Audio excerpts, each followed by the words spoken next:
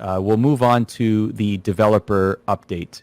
Lots of major takeaways there, Emily, including the idea that there will be roughly 6 agents per year in terms of a rollout. We're going to get 2 months per act, 6 months per episode, 6 agents per year. What did you take away from Anna Donlan's presentation? She released a 5-minute plus video on the Valorant account and gave us a lot of information, including that. What were your major takeaways? So I appreciate that they're already coming out with a cadence, because I think that's it's like a guideline for them to keep up with, and also a good expectation for the community to have. I think this is a lesson that they hopefully have learned from League of Legends, in that until they decided, like, we're only going to have we're going to try to only have 2 major patches. This actually, in my opinion, hasn't always been true, but they'll try to have 2 major patches where you get like the big preseason patch and then like a mid-season update. And players can expect that the majority of major meta changes will happen during that time. I think it's great to set that expectation. I think the release for agents it's going to be interesting. We still haven't really, because Valorant is so new, right? And there's like not a lack of content, but generally there's just less in the game right now. I think the ultimate goal is that they just want to add a lot more to the game itself, especially given how quickly it released post-beta.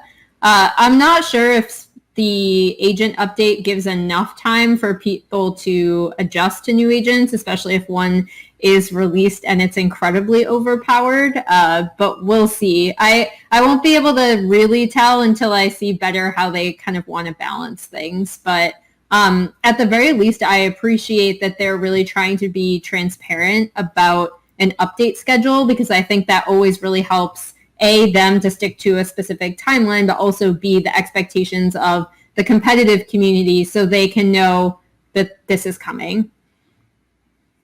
My thought is, like, on the note of the agent cadence, like, how much is too much, right?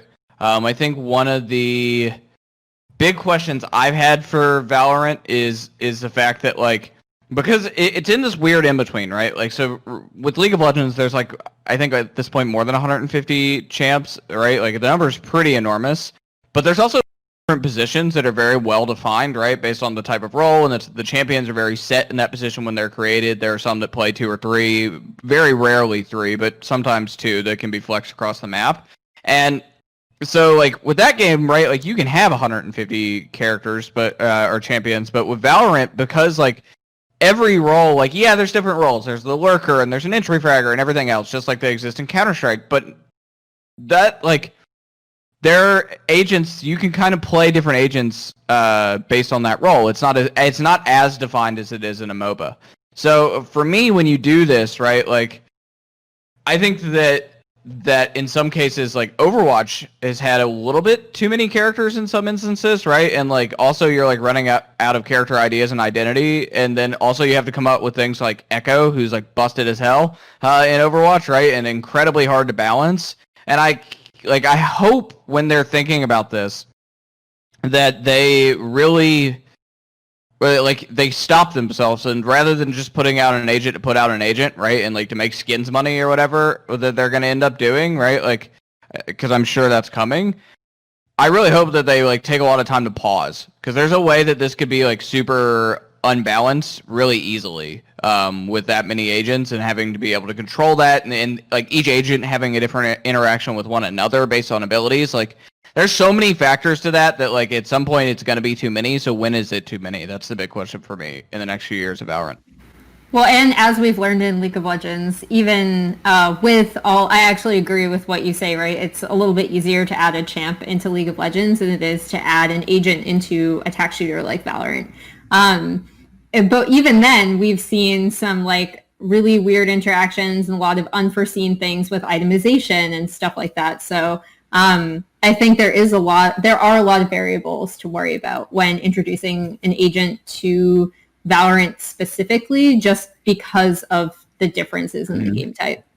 It's funny, Yeah. I asked Taylor, who's the coach of TSM's Valorant team, how many agents is too many and what kind of agents he wants to see next. And we're going to talk about this later because Emily put down a great breakdown of all the picks that happened during the T1 Siegeless tournament. comps, they're here. Sort of. In fact, if it were up to if it were up to Taylor, he would have no healers at all in the game. So I thought that was interesting. The full interview's up. He was on Coach's Corner this Monday, but he goes to town talking about healers in the game and how he treats them and exactly why there was this ageless comp. We'll talk about that a little bit later. I do want to give the executive producer Anna Donlan and actually the entire Valorant team credit.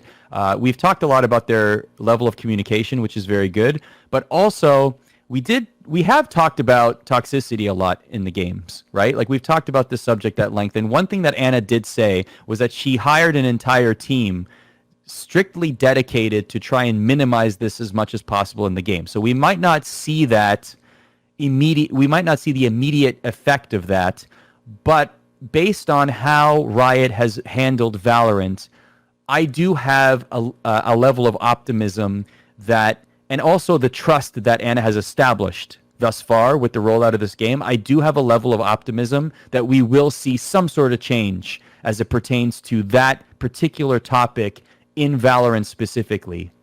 So I want to commend her because we often point out negatives, but that is a very big positive that should be noted. Yeah, I mean, we can sit here, Arda, you and I can sit here and talk all day about toxicity towards women in games, but we don't have the actual experience of a woman playing video games. Anna Donlan is a director of this, is a higher up in Riot and overseeing the development of this game. I'm sure, being a woman in games, she has her own experiences. So I'm sure there's a level of personal take here that is, like, I'm saying that in an appreciative way. I'm glad that she has some personal experience to be able to sort of take this more seriously and be able to sort of contribute. So that's a positive for me. I'm happy about it. She's talked about it too in interviews. Yeah. So she's been pretty upfront about her own experiences.